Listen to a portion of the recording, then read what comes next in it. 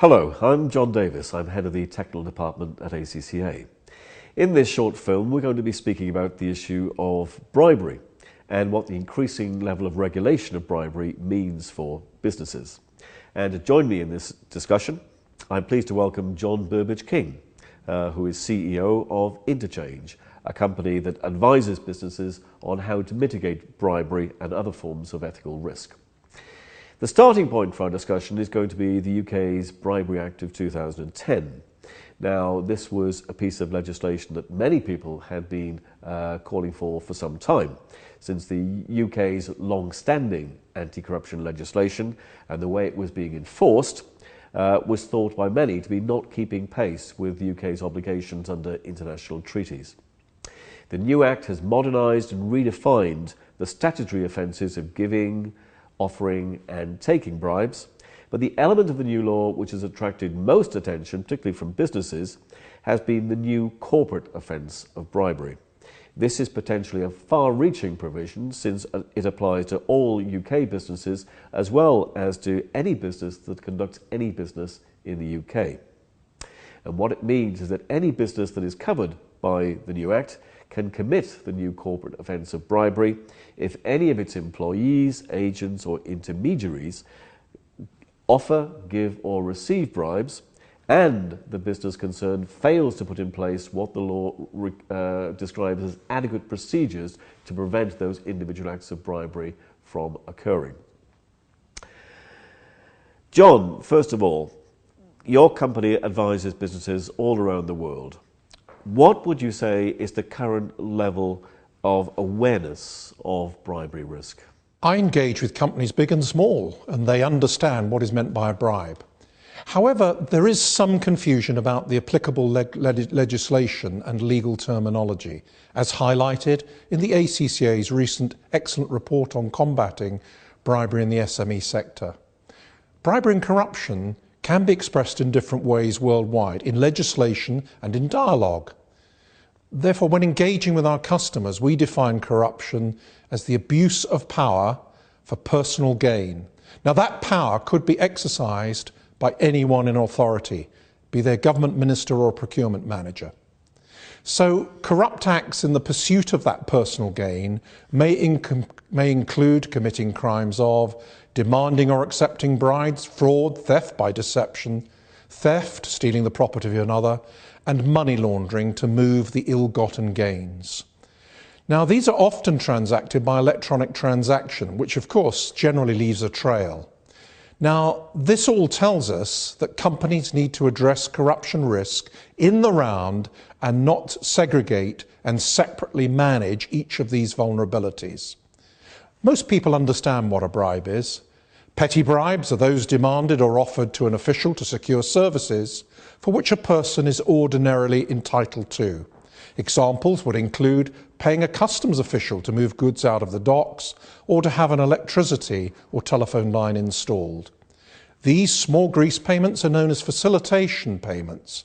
They are illegal under the UK Bribery Act, regardless of what some would view as custom and practice. Now, companies are well aware of grand corruption, large bribes to secure or retain business. In countries where corruption is more prevalent, many companies will sadly default to a position it is impossible to do business without paying a bribe, or it's the business culture. And in Indonesia, I've heard it said, it's all about making everyone happy. The prevalence of bribery, a bribery culture in a country is indefensible under the UK Bribery Act. And history is littered with examples of grand corruption where the clear objective is for those in power to gain from their position. Examples might include the former President Marcos of the Philippines, to the recent media and other allegations over the Sochi Winter Olympics. So back to awareness, yes. Most know what bribery and corruption looks like, but the acid test is, do they have the will, in effect the moral compass, and well-embedded corporate values to mitigate bribery risk? Looking more specifically at the new corporate offence of bribery in the UK Bribery Act, what are the main things that a business needs to do in order to put in place the required adequate procedures under Section 7 of the new Act? Okay.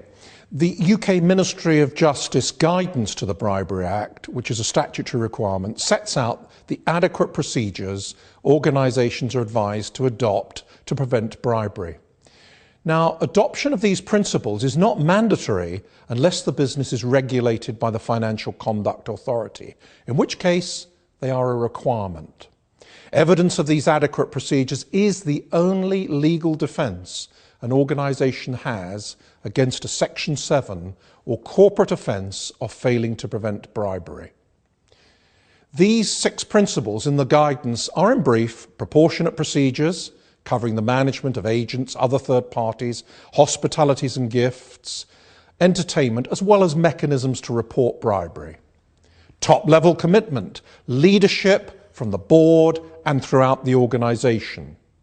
Risk assessment, a systematic approach to assessing and documenting the nature and extent of exposure to external and internal bribery risks. Due diligence of persons who will perform services for or on behalf of the organisation. Effectively, companies must properly know about and document with whom they are doing business. Principle 5 is communication, including training, and finally, monitoring and review to make improvements where necessary. Do you think this official guidance addresses all the questions that businesses will be asking, or are there still grey areas? And if so, what do you think are those grey areas? Well, the good news is that this statutory and practical guidance actually exists, and it's relevant to both large and small businesses. Being principle-based, it does what it says on the can, but it is guidance, not regulation, and sets out what constitutes adequate procedures. You ask what's not so good. Well, the guidance is open to interpretation by professionals, lawyers, business, and eventually the court, as it's laced with the notions of proportionality and appropriateness. Now, for those used to a rule set or a regulatory tick list, the guidance on first appearance is more obscure, as it needs interpretation and implementation. SMEs may find this difficult without advice.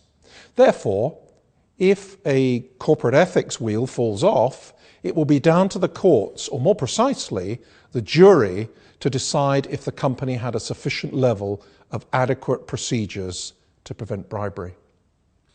So we have the Act itself, we have the official guidance issued by the Ministry of Justice. What are the other tools which are currently available to businesses to help them in trying to mitigate their exposure to the risk of bribery? There's a wealth of good and anti-bribery guidance, and examples include the Transparency International Business Principles, from the OECD, the UN Global Compact, and from trade associations and professional bodies like yourselves.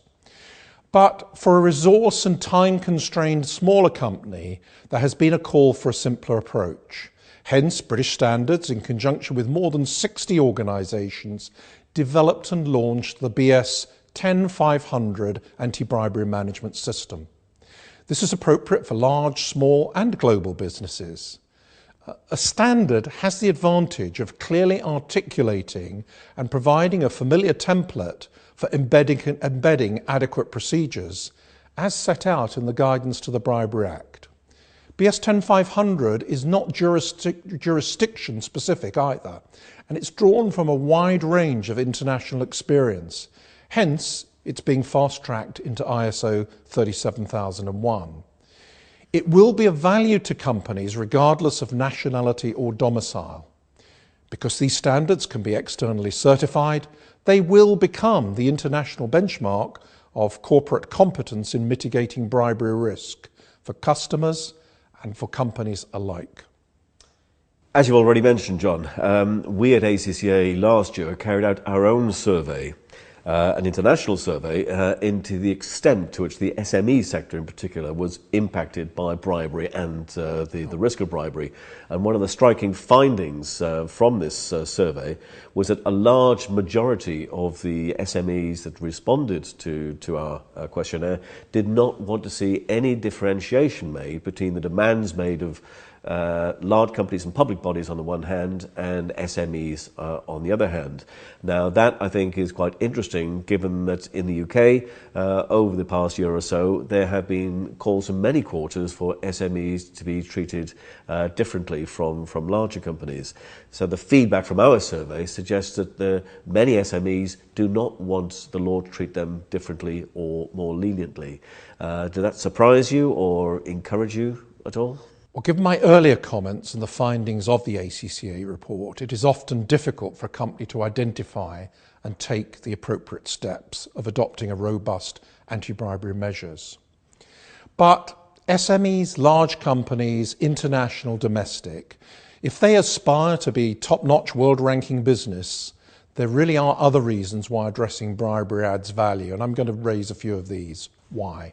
Well, first, it's increasingly likely that to do business with some customers, evidence of having addressed ethical issues will be a positive differentiator. And that applies to small and large companies, particularly those smaller companies in supply chains. So, properly reviewing a company's anti-bribery procedures will alert you to other potential risks, including newer risks of cyber and the increasing problems of fraud and other ethical risk. For those exporting into higher corruption risk markets, you will find creating mechanisms for improving the quality of decision-making and risk management will enable access to new opportunities, which smaller companies may not have gone for in the past. For directors of companies, and especially the financial director, who will have fiduciary duties too, he will sleep better at night knowing more about with whom his company is doing business with and what his business associates up to. As Warren Buffett said, it takes 20 years or more to build a business reputation, but just 5 minutes to destroy it. And if you really think about that, you will want to do things differently. So I think, to summarise what you're saying, not only do businesses increasingly have regulatory obligations to comply with anti-bribery procedures, but it also is very often in their best interest to make sure that they do as much as they can to make sure that they minimise the risk they face as far as is practicable to do. Absolutely. John, thanks you very much.